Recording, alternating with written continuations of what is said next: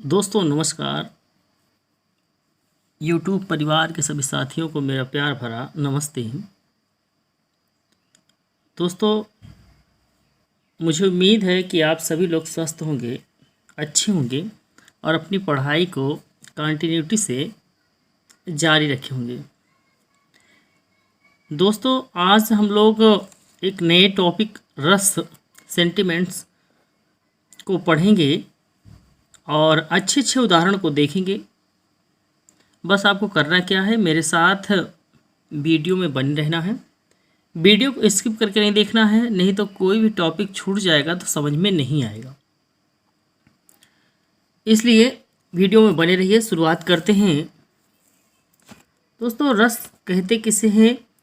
हाँ दोस्तों, काव्य को पढ़ने या सुनने से जिस आनंद की अनुभूति होती है उसी को क्या कहते हैं? रस कहते हैं।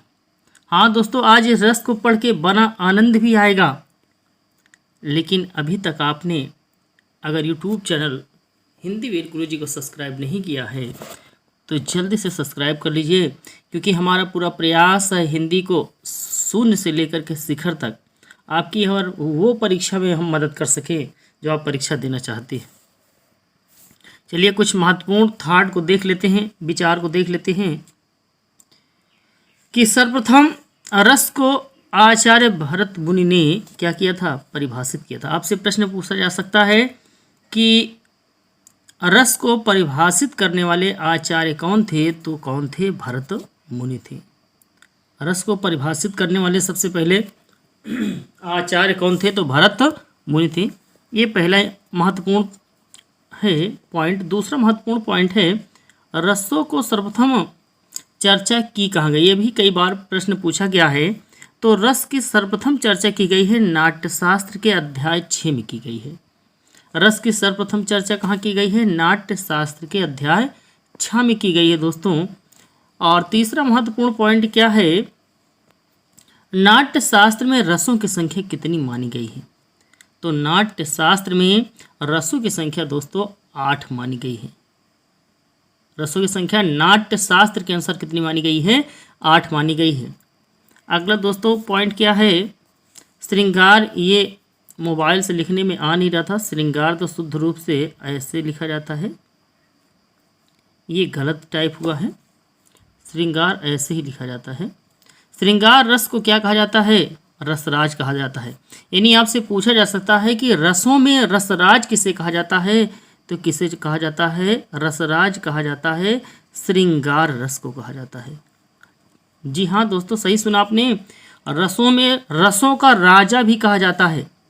क्या कहा जाता है? रसराज या रसों का राजा किसे कहा जाता है?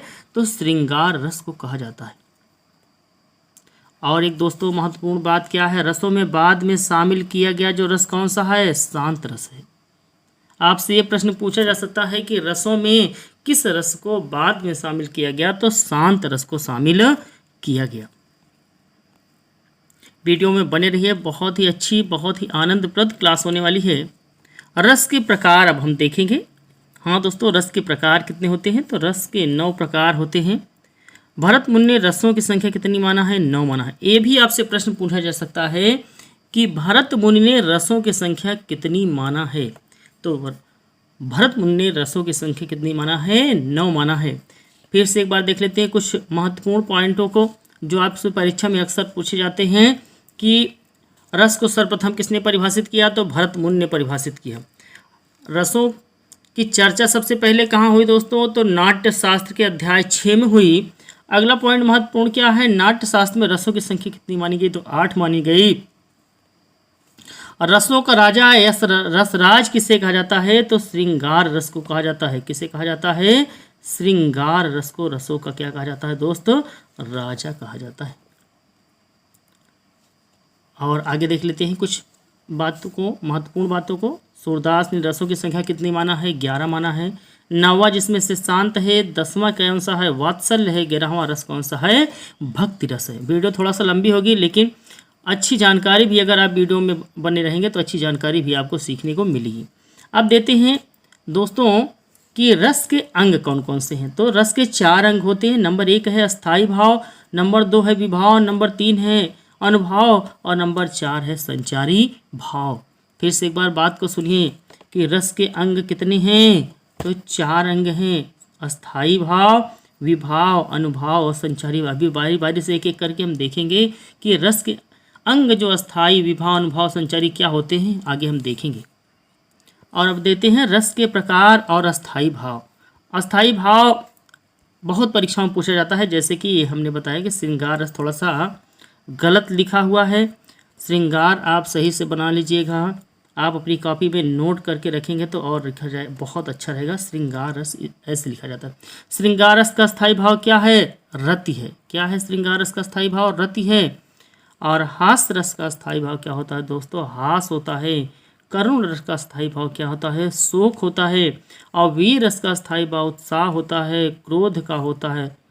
रौद्र का क्रोध होता है, भयानक का क्या होता है, भय होता है। अद्भुत का क्या होता है, आश्चर्य होता है। और शांत का क्या होता है, निर्वेद होता है।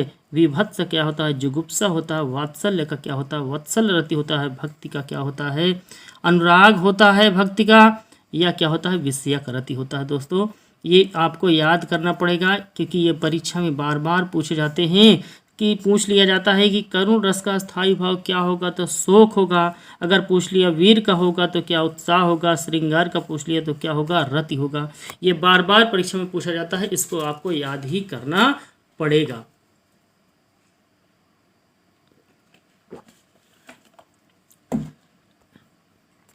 अब आगे देख लेते हैं, रसों को एक एक करके देख लेते हैं। अस्थाई भाव क्या होता है दोस्त, जब प्रत्येक मनुष्य के हृदय में अस्थाई भाव सुषुप्त अवस्था में पड़े रहते हैं। अस्थाई भाव मेरे प्यारे मित्रों क्या होता है, अस्थाई का मतलब स्थित है आपके कहाँ, हृदय में, मन में, विचार में। प्रत्येक मनुष्य, जितने भी मनुष्य संसार में हैं, उनके सभी मन में क्या होते हैं, अस्थाई भाव सोते रहते हैं, सुषुप्त अवस्था में रहते हैं। लेकिन जब इनके सामने क्या होता है, रस की सामग्री दिखाई देती है तो ये सक्रिय हो जाते हैं। जैसे आप बाजार में गए और समोसे को देखा तो आपके मुंह में क्या होने लगा, पानी लगा, जी ललचाने लगा, आपको अच्छा लगने लगा। विभाव देखा आपने, क्या देखा, विभाव देखा। विभाव क्या होता है, अब विभाव जागृत करने के जो कारक होते हैं, जैसे पात्र हो गया, घटना हो गया, दृश्य हो गया, उसे क्या कहते हैं, विभाव कहते हैं। विभाव होते कितने प्रकार के हैं, 2 प्रकार के होते हैं दोस्तों। एक आलंबन होता है और एक क्या होता है, विभाव उद्दीपन होता है। देखते हैं आलंबन किसे कहते हैं।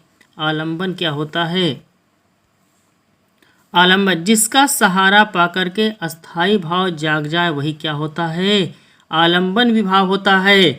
जैसे मेरे दोस्त आपने देखा आर्मी मैन को देखकर, एक आर्मी मैन को देखा, एक यानी सैनिक को देखा तो मन में क्या हो गया, उत्साह भाव जग गया। आर्मी मैन को देखा तो आपके मन में क्या हो गया, उत्साह का भाव जागृत हो गया। तो इसलिए यहाँ पर क्या हो गया, यहाँ पर जैसे आर्मी मैन जो है आलंबन है, आप, कोई और, या मैं, वो क्या है, आश्रय हो गया। बात को समझे आप। जैसे कि आपने शेर को देखा, दूसरा उदाहरण लेते हैं, जैसे आपने शेर को देखा तो आपके मन में क्या हो गया, भय जो है क्या हो गया, जागृत हो गया। तो शेर क्या है, आलंबन है।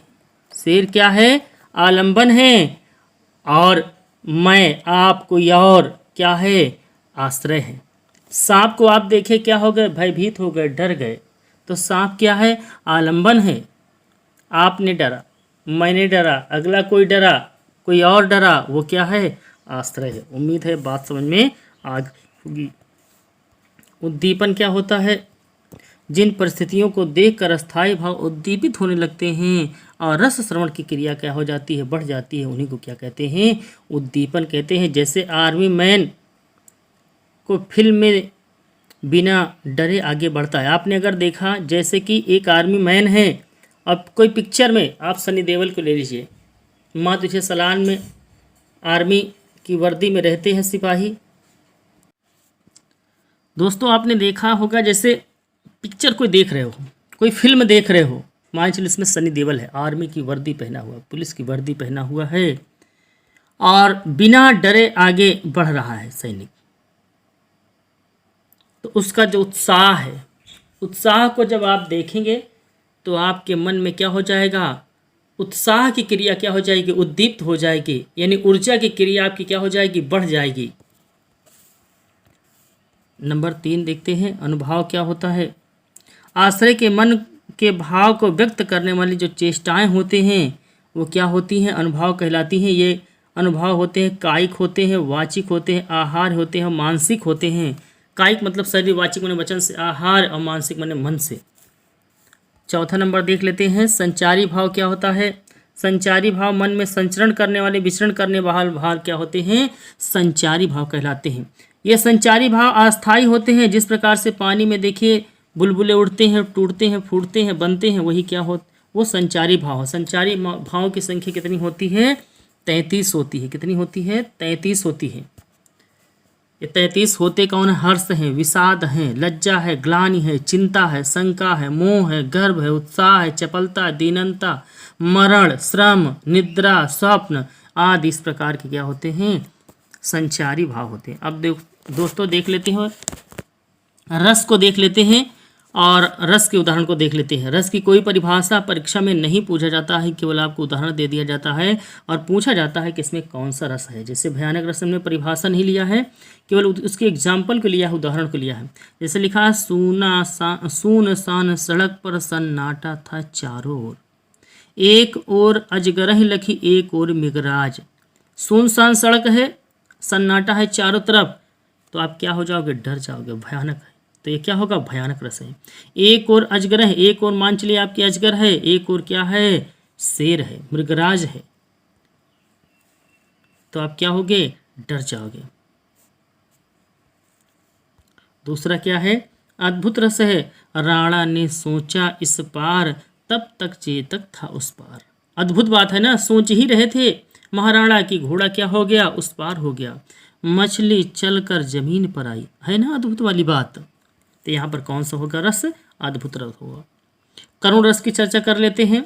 ए मेरे वतन के लोगों, जरा आँख में भर लो पानी, शोक विकल सब रोवहि रानी, रूप सिल बलु तेज बखानी, करह विलाप अनेक प्रकारा, परह भूमि तल बारम बारा।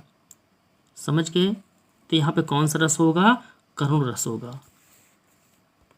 हास्य रस को ले लेते हैं। जैसे हास्य मैंने हास्य नाम से ही पता चल रहा है, हाथी जैसी देह है, गैंडी जैसी खाल, खरबूजे से खोपड़ी और तरबूजे से क्या है, गाल हैं। जैसे पढ़ के ही क्या आ रही है, हंसी आ रही है। इस उदाहरण को ही देख करके, पढ़ करके क्या हो रहा है, सुन करके हंसी आ रही है। तो मेरे दोस्त यहाँ पर कौन सा रस होगा, हास्य रस होगा। शांत रस अब देख लेते हैं। शांत रस में क्या है, मन रे तन का गद का पुतला, बरसे बूंद विनस जाए क्षण में, गर्व करे का इतना। तो शांत वाली बात हो रही है बिल्कुल, तो पढ़ के ही पता चल जाएगा कौन सा रस है, शांत रस है। हाँ मेरे दोस्तों,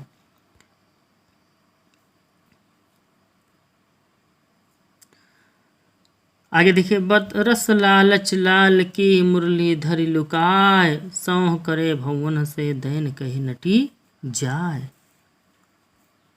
तो कौन सा रस है, श्रृंगार रस है। इसमें कौन सा श्रृंगार है, श्रृंगार रस भी 2 प्रकार का होता है। श्रृंगार रस कितने प्रकार का होता है, 2 प्रकार का होता है। एक होता है कौन सा श्रृंगार रस में, संयोग श्रृंगार यहाँ पर होगा। कौन सा श्रृंगार होगा, संयोग श्रृंगार, जिसमें मिलन की बात होगी। निस दिन बरसत नयन हमारे, सदा रहते बरसरित, ये भी है श्रृंगार रस, लेकिन कौन सा है, वियोग श्रृंगार है। यहाँ पर कौन सा है, वियोग श्रृंगार है। अगले उदाहरण को ले लेते हैं।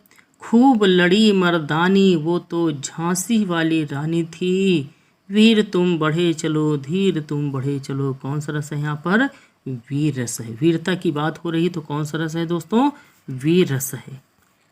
अगले लेते हैं रस को, भक्ति रस। राम जपु राम जपु राम जपु, रावरे घोर भव नीर निध निज नाव नाव रे। तो यहाँ देखो पढ़ के ही पता चल जा रहा है, तो कौन सा रस है, भक्ति रस है। अगले उदाहरण को ले लेते हैं, अगले रस को ले लेते हैं। रौद्र, रौद्र मैंने भयानक डर, उस काल मारे क्रोध के तन कांपने लगा, मानो हवा के जोर से सोता हुआ सागर जगा। पढ़ के ही पता चल रहा है ना, बड़ा भयानक वाली बात हो रही है, तो कौन सा रस होगा, रौद्र रस होगा, भयानक वाली बात होगी। विभत्स रस होगा। विभत्स रस यानी जिसको पढ़कर ही घृणा आ जाए, मन में आछी की भावना आ जाए, वो कौन सा रस होगा? विभत्स होगा। जिसे सिर पर बैठे हो काग, काग माने कौवा, सिर पर बैठे कोई मरा हुआ जीव है, उसके ऊपर कौवा बैठा हुआ है, आंख दो खात निकाल रहा है, उनकी आंखों को निकाल करके खा रहा है, खींचत जीभ है, सियार आते ही आनंद। और सियार जो है, सियार जो है उसकी जीभ को खींच खींच करके खा रहा है। तो देखो ना, बहुत ही घृणा वाली बात आ रही है, तो कौन सा अलंकार होगा? विभत्स अलंकार होगा। दोस्तों, उम्मीद है आपको ये वीडियो पसंद आई होगी, अच्छी लगी होगी। यदि वीडियो पसंद आए, अच्छी लगे, तो मेरे वीडियो को ज़रूर सब्सक्राइब करिएगा, लाइक करिएगा, सपोर्ट करिएगा।